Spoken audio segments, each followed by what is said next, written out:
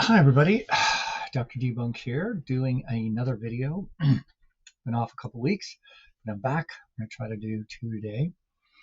This video is going to be titled Keto Foods, Real or Fake? And the other one I'll do is magnesium, which is really exciting, even more exciting than this video. But I want to do this video about keto foods because obviously they're everywhere now. And it's becoming a big deal. The food companies have had to be forced into making keto stuff because there's so many people now realizing that excessive carbohydrates cause you to be fat, and the only way to be not fat is to control them and do better. But everything we love is loaded with carbs, and so now they're making low carb foods because they can't have people not eating. I mean, the food industry makes double the money they would otherwise. I think it's a $50 billion industry. I don't know for sure.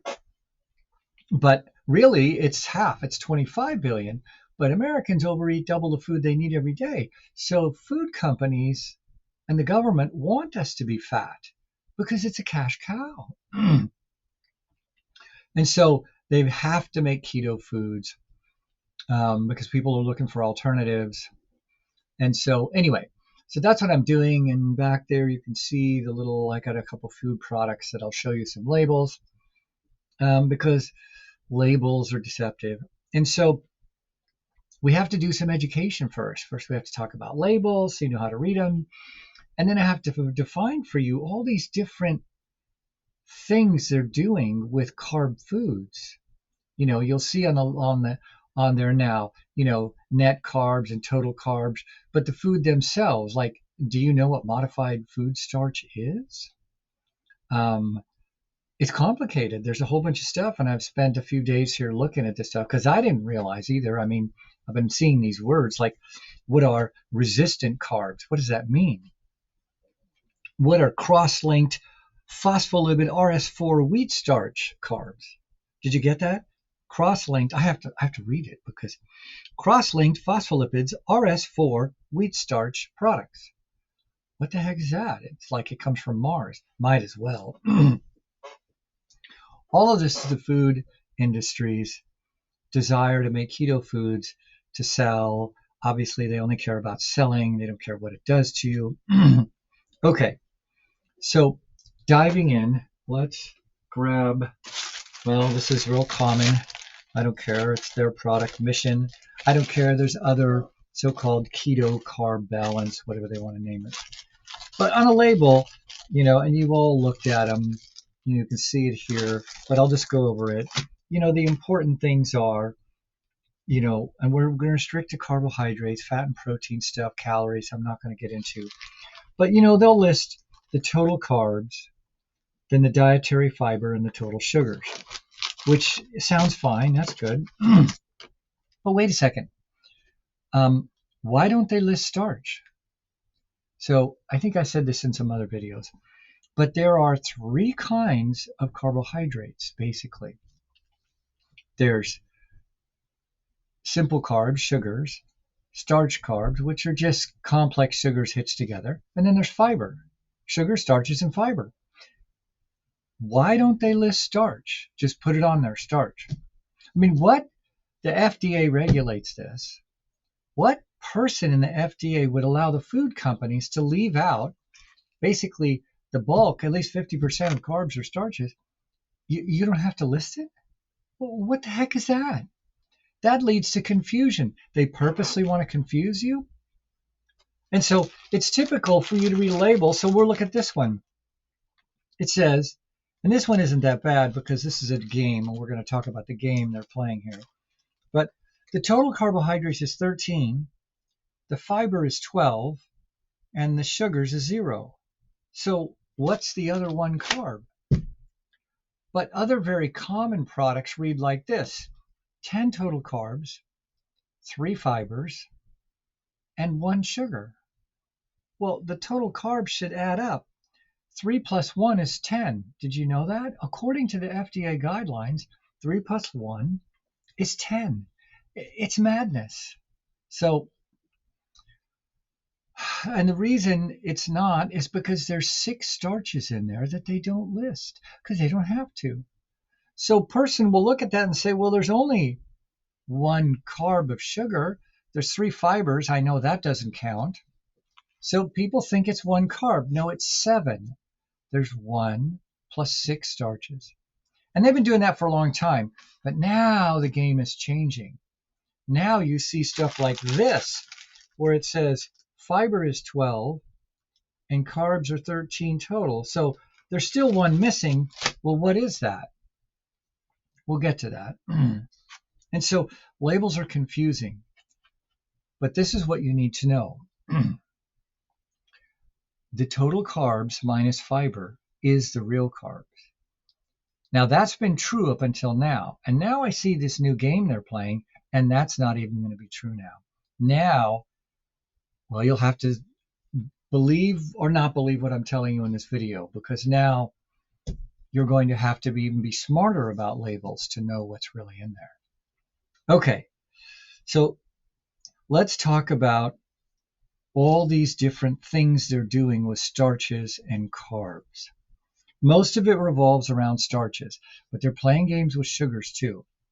And so you'll see these terms: modified food starch, resistant carbohydrates, and then synthetic non-absorbable carbohydrates, which is what a cross-linked phospholipid RS4 wheat starch is.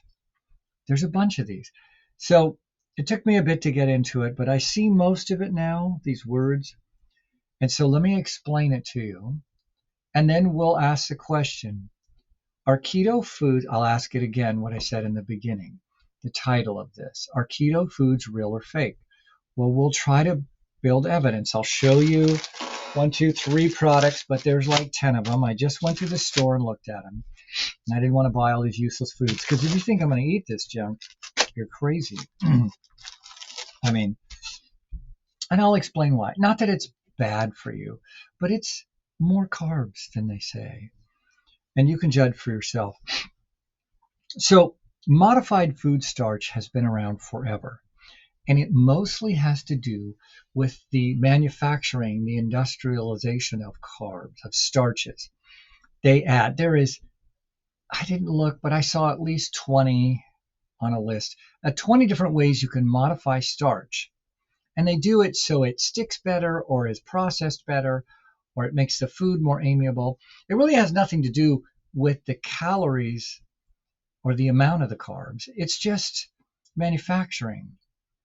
Okay, so that's fine. But then, it's about 7, 8 years ago, they started playing around with altering starches to make them what's called resistant. And so what a true resistant starch is, it means they make the starch difficult to digest in your small intestine.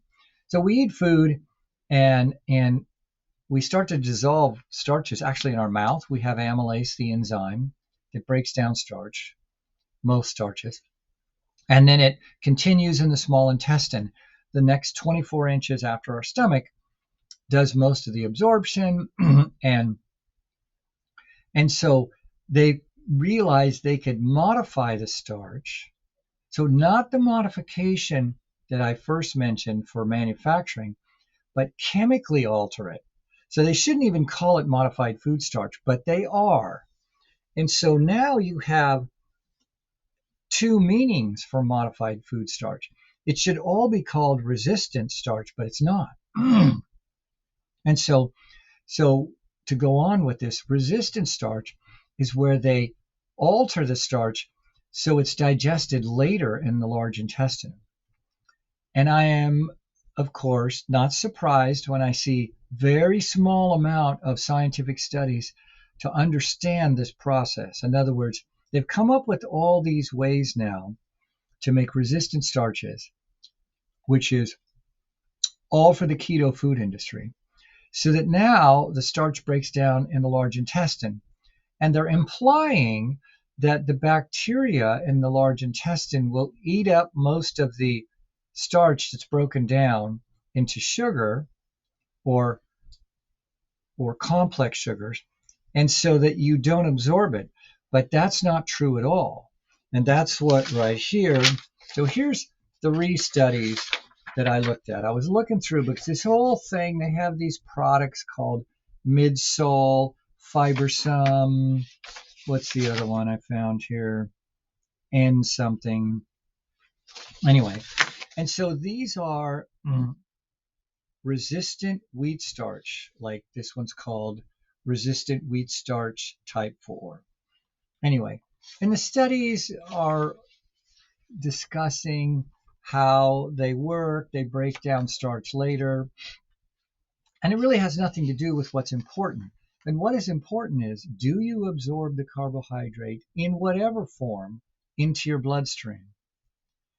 Because what matters for weight, which is what we're mostly talking about here, we're talking about we're talking about one thing: the total carbohydrate load. As I said in the other, I've done some videos on this. It doesn't matter what kind of carb you eat, starches or sugars. It's irrelevant. It doesn't matter where you absorb it. It's irrelevant. It's, did you eat 100 calories of carbohydrates today? 400 calories of carbohydrates today? It's the total amount that gets in your blood. Because here's how it works. You're fat or skinny above everything else based on the total carbohydrate load per day. That's it. It's 95% of it. Well, it's not 95%. It's factoring in your metabolism, your metabolic rate. But it's the total carb load. So in a world where we exclude futile metabolic reactions or calorie wasting, if we just talk about in the most simplistic terms, if you need 50 carbs a day to provide energy, that's 200 calories. That's a day you're not doing much. And you eat 100, which is every American every day. We are eating double the calories of carbs we need every day. All the extra carb energy has to go somewhere. Now, we can waste some of it. People like me with fast metabolism waste all of it. But so when I overeat, it just gets burned up. But for normal people, the older you get, the less you waste. That extra energy, well, let's just say all of it, all 100%. You should eat 50 carbs today and you eat 100. That extra carb energy goes right into your fat cells, turns on the fat storage factory, and you store body fat. We do that because stored fat is stored food, it's energy. If you're starving, if tomorrow you run out of food and you're 50 pounds overweight, you're going to live longer than your skinny little friend who's only 10 pounds overweight. She's dead in 6 weeks of no eating. In 6 months, you just look like a 95-pound anemic chicken, but you're not dead. And so we store the extra carb energy as fat. And if Americans just stop eating carbs, you can be as skinny as you want. But as I've talked about, none of us can do that. We're all a bunch of carb junkies. We're all addicted to carbs. If you're not a crazy person doing booze, coke, drugs, and you have 3 boyfriends or girlfriends, what's left to be addicted to? Food. And that's what we're all doing.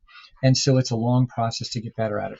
And so the point for this whole discussion is, when you talk about resistant carbs, the whole thing they're trying to do with it is more of a medical thing. They're trying to delay the breakdown of carbs. And the studies aren't really being concerned with whether you absorb it or not. It's just, can you absorb it later? And so I only could find one study. The other studies were all about, these other 2 were just about, did these products work? Does a resistant starch actually break down later on in the large intestine? But this is the only one that basically looked at a regular starch versus a resistant starch. Was the amount of carbohydrates that got into your bloodstream the same? And the answer is, it's almost identical. So here it is. This is a study, metabolic responses to regular wheat starch versus resistant wheat starch type 4, fibersome, using standard testing protocols. And so the things you want to be interested in is glucose, blood sugar, and insulin levels. And so here's the results without getting into it anymore. The results are, there are no significant differences between 50 grams of digestible carbohydrate crackers regarding glucose or insulin. However, the insulin IAUC was lower following the ingestion of these carbs compared to the regular ones. So what that just means is the insulin level didn't peak as high. So when you eat regular starch, you turn it into sugar in a heartbeat and insulin levels shoot up high. But if you delay the absorption, so that now a lot of this carbohydrate starch is digested later in the large intestine, then your insulin level doesn't get up so high because it doesn't see all this sugar all at once. And I hope that was straightforward. But what's significant here is what they say in the beginning. There is no difference in the amount of glucose for 50 grams of either carb. So basically, the 50 carbs, if it's not 100%, but let's just say it is, that whether you ate the resistant starch or the plain starch, you were going to get 50 grams of carbohydrate energy into your blood. And so you're going to be the same fatness. That's not exactly true. But basically, you have the same energy available to make you fat if these 50 grams are extra, because that's 200 calories of carbs. So if that's above what you needed, now it is modified metabolically because the faster your insulin level goes up, the more of a shock effect it has. That's why, as I've said many times, liquid sugar is lethal. If I had my way, Coke and Pepsi doesn't exist. But liquid sugar drinks should be banned from children, period. I mean, all these fat children, the number one cause is liquid sugar. And we know who pushes their products more than anyone. So this is the only paper I could find to answer the most important question. Oh, my phone's going off.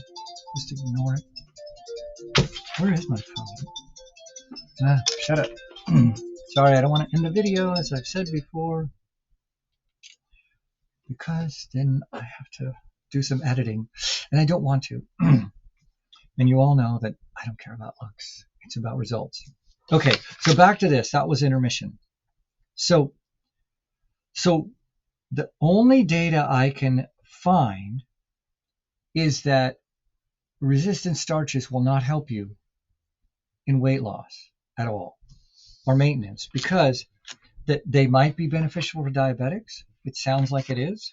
But for the rest of us, if it's just weight you're talking about. But honestly, the effect for diabetics is small compared to the bad things that diabetics are doing with like liquid sugar. So that's part one. Modified food starch, just to review, is over here. That is an industrial thing. That is not to be confused with resistant starches.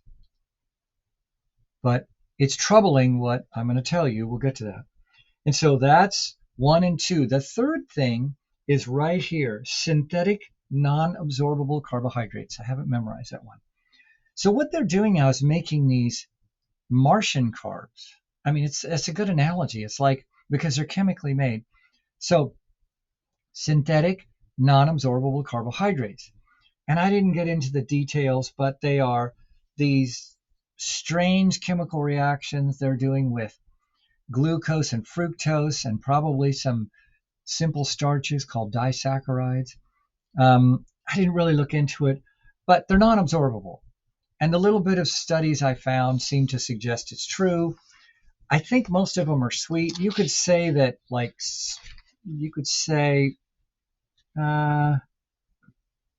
I think Splenda qualifies as a non-absorbable synthetic carbohydrate, because Splenda is just chlorinated glucose or fructose. I forget. Glucose and fructose. Fructose is fruit sugar. Glucose is human sugar. They're virtually identical because your body can flip with a simple chemical reaction, glucose and fructose back and forth. So when you eat fructose sugar, we turn it into glucose instantly. The difference is meaningless, pretty much. And so they take, like I said, I don't remember, either glucose or fructose, and they chlorinate it. They have a way of knocking off a carbon atom, and they stick a chlorine on there. So which is not exactly great. Chlorine is a poison, but we swim in it. People do. Well, I don't, because my pool has no chlorine. Anyway, but the amount in Splenda is insignificant, and that's why Splenda tastes so much like sugar, because it is sugar. Well, that's right. Duh, it's sucrose. Duh. So Splenda is sucrose, and they're able to somehow make this change and chlorinate it. And so that's why it tastes like sugar. Most people like it the best. But anyway, but now with the chlorine on there, it confuses your metabolic ability to break it down. And so by and large, you don't break down Splenda into sugar. So it's a non-absorbable synthetic carbohydrate. Anyway, there's a bunch of them, and they're dumping them in the foods. And that's not the main thing here. The main problem is these 3 words, modified food starch. And so basically, that's pretty much it. And so I read the CDC guidelines on their recommendations and rules about this. And it's a little confusing because they're mixing up terminology too. And they've never come up with their finalized, not that I could find, but in 2018, they made these preliminary guidelines. They're supposed to finalize it, but clarifying the difference between all these things. And so the bottom line is, they talked about all these items, but here's what's concerning to me, and I can't find an answer on the CDC website. These food products, so let's get into one. So we'll pick on Mission first. So here's Mission, whatever it's called, Carb Balance. See, Carb Balance, whole wheat, tortillas. So here's the numbers. Total carbohydrates is 13. Dietary fiber is 12. Sugars is 0. And I mentioned in the beginning this. So first off, what's the other carb? They don't say. But let's look at the ingredients. It says water, and then ingredients are supposed to be in order of weight.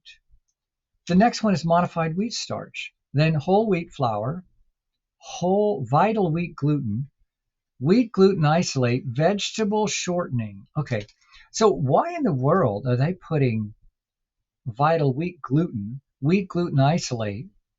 Why they? Those are basically modified starches. These are modified wheat starches. As I said, modified food starch can be modified flour, peas, they modify potatoes, but modified wheat or modified flour starches are the most common. And that's a manufacturing thing. There's a smaller amount of those. But the first one is modified wheat starch. It should be labeled restrictive wheat starch, which is what I'm assuming it is. But is that real? Is it really restrictive wheat starch? I don't know. I've put in a question to this company, and they haven't answered me yet. Hopefully they will. They're probably going to give me some fake answer. But so now we have the dilemma is, if this is modified wheat starch according to the CDC guidelines, then this is nothing. It says 13 grams of carbohydrates. How much of it is real? Because the dietary fiber is unknown, because modified wheat starch is a carb. Restrictive wheat starch is a carb. So does it really matter which one it is? And see, this is the point. In the end, it won't matter, because even if it's restrictive wheat starch, it just means it's going to break down later in the large intestine, and you'll still get the carbohydrates into your blood. Now, some of this is fiber. What they're doing is mixing restrictive wheat starch with the true dietary fiber, which we can't break down. And I forgot to mention that. Fiber doesn't count because we can't break it down. We're not cows or horses. We can only break down starch, no matter what they do to it, and sugars. And that's the point. So I think typically there's about 3 or 4 fibers in a typical wheat tortilla, probably 3. So really, this has 10 carbs in it. It doesn't matter whether, in the end, they tell me this is plain old modified wheat starch, in which case they're blatantly lying, or they mean restrictive wheat starch, and I'll give them benefit of the doubt, it's restrictive wheat starch, then that means it's just going to break down later. And so it's really 10 carbs. So they're lying. This isn't 1 net carb, it's 10. Or 11 because we have a mystery one. Remember 13 and 12? So it's fake. Let's get another product here. I don't know who these guys are. I just found it on the shelf. Catalina Crunch. Oh no, I can't do that yet because they're playing a different game. These guys. So here's a bread, Oral Weed, common brand. And again, I don't have anything against the company, you know. And if they believe they're following CDC guidelines, then it's not them, the companies, that are lying. It's the CDC. So let's look at this one. It says total carbohydrates 21 per slice. Fiber is 6. Sugars is 2. So first off, wait a second. What kind of math is this? Did you know that 6 plus 2 is 21? According to this, 6 plus 2 is 21. Because the total carbohydrates, you should add up everything listed. But they're not listing starch. Now, this is a label of kind of how it used to be before they started doing this restrictive food starch keto food stuff. And so this is easy. They're probably listing this accurately. It's 6 fibers, 2 sugars, which is only 8. 21 minus 8 is 13. So there's 13 grams of starch in here. It's starch, 13 grams. So anyway, so this is how labels used to be. So this is another confusing point. You may think that, well, there's only 2 sugars. That's not too bad. No, there's 13 plus 2. There's 14 carbohydrates per slice, which is typical. Bread's usually 10 to 15 carbs a slice. So this is another side thing. But this is an example of how it's been until the ketos came. They were hoping you were just stupid and would say, well, there's only 2 sugars, so that's all that's in there. No, it's the total carbohydrates minus the fiber. That's it. That's what's really in there. Now here is another game. And this game is, I didn't mention it because it's kind of not related, but let's read this label. So this is some kind of keto-friendly crunch honey graham cereal. Okay, I don't know who this company, who they are, whatever. Catalina Snacks. Okay, so there's 14 carbs per serving. There's 9 fibers, 0 sugars, and that's it. So wait a second. Same thing. How does 9 plus 0 equal 14? That's funny math. I must have went to the wrong school. So what's the other 5? Starch. It's starch. But what's concerning to me is these people, where is it? Did I grab the wrong product? It's on the, where did I see it?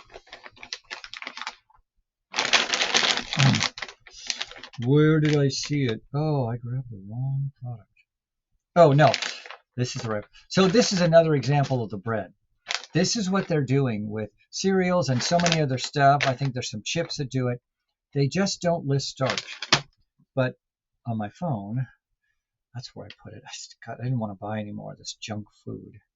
So, okay, Special K cereal. So they have their little special keto food, and it's a Special K product, and it's keto. And what they do is they say there's, what did they say here?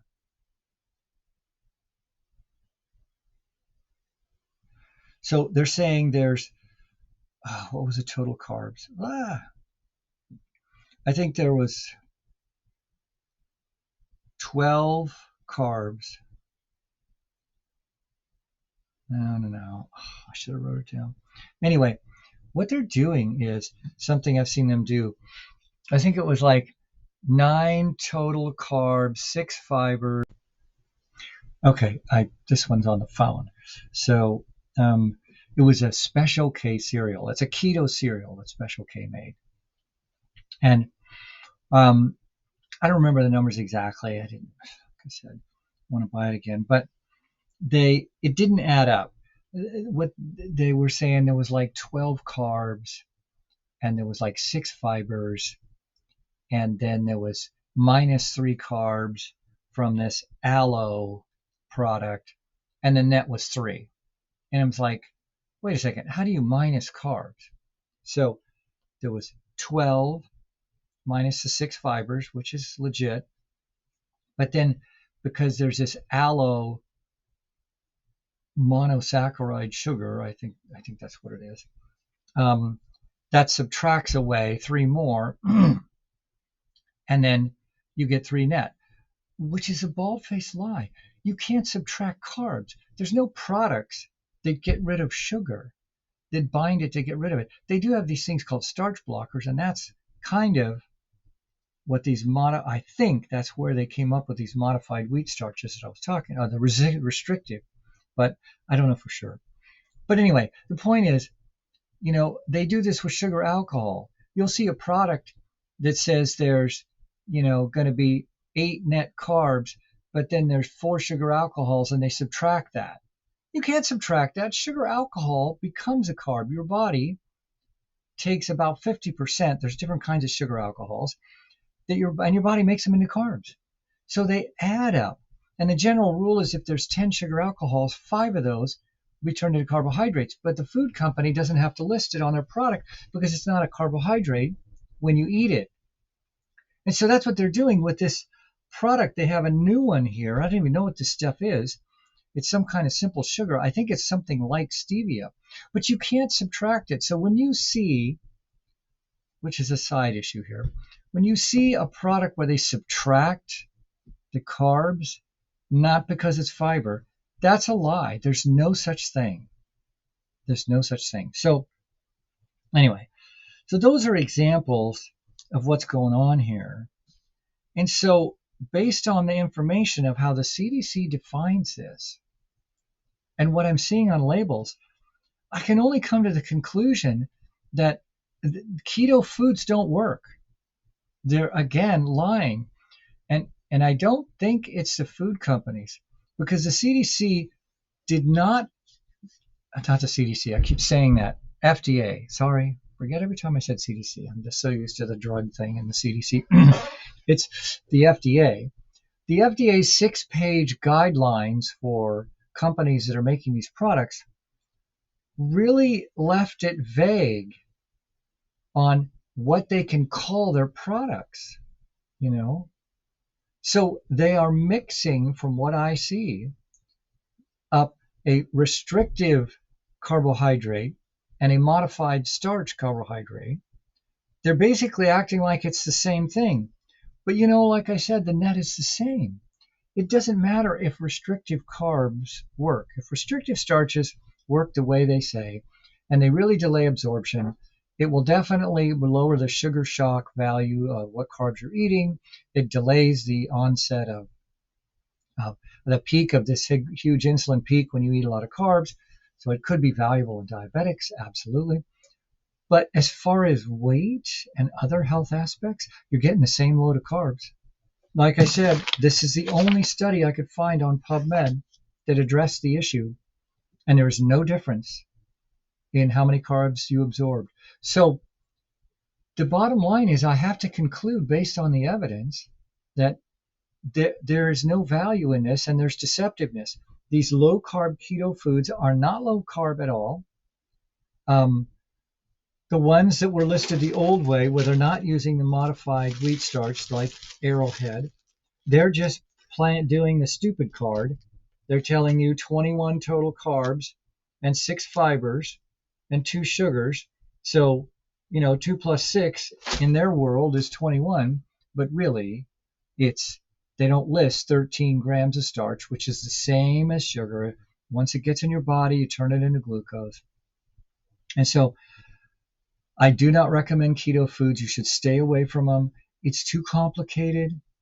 Some of them I'm sure could be legit. I'd probably have to go to like a Whole Food store or some place that had a lot of these products, you know. And I'm sure some manufacturers are listing it right, but right now they are trying to push the agenda that the net carbs is something it's not. So total minus fiber, that's it. But now, like I said, that this other product right here, the Mission, they don't even list it. Look at this. Oh, well, they do. I'm sorry. Dietary fiber. But based on the ingredients, I can only conclude they're calling modified food starch or restricted food starch a fiber. They are, I think that's what they're doing. The FDA guidelines aren't clear, but if you believe that a restrictive food starch is a fiber because it doesn't absorb through the small intestine, then you could legitimately put it this way. In other words, they're not going to get in trouble for saying this. They're calling a restrictive food starch a fiber because it doesn't absorb in the small intestine. Well, guess what? It absorbs in the large intestine. And again, until I see studies otherwise, don't waste your money. Don't waste your money. Fiber is the only non-absorbable carbohydrate, or these chemically created synthetic carbohydrates that are mostly sugars. Like I said, I think stevia would fall into that category. And I'm not opposed to using them in small amounts. I mean, I think I've already made my beef on this. I think I did. Equal is bad news because of all the weight loss I've done in the last 20 years. Equal screws up people's metabolism. And so it's, aspartame or aspartame. It has like 3 names. They chemically change it. But I don't like that stuff. And then stevia is the natural, but they mix stevia with complex disaccharide sugars and other things. Anyway, so that's it. The conclusion is stay away from keto foods because it just doesn't seem real. That's it. I'm Dr. Debunk. Thanks for watching.